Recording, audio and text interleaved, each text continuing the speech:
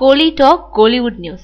Jitan 2 shooting தொடங்கிடுச்சு. தயாரிப்பாளர் super good films RB சௌத்ரியோட மகனும் நடிகர் ஜீவாவோட அண்ணனுமான ரமேஷ் 2005ஆம் ஆண்டு அறிமுகமான படம் ஜித்தன்.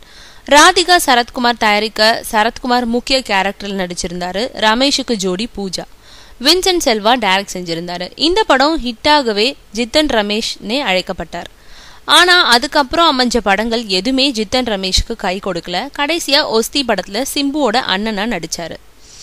மீண்டும் ஹீரோவா ஜெயிக்க ஜித்தன் படத்தோட 2ஆம் பாகத்துல நடிக்கிறாரு. இத விமலஸ்ரீ குளோபல் மீடியா RBM சினிமாஸ் தயாரிக்குது. ராகுல் பரமஹம்சர் என்பவர் டைரக்ட் செய்கிறாரு.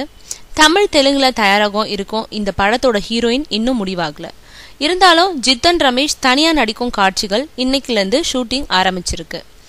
கடல்ல கிடைச்ச ஒரு அபூர்வ சிலையால நினைச்ச நேரத்துல மறைஞ்சிடும் சக்தி கிடைக்குது ரமேஷுக்கு.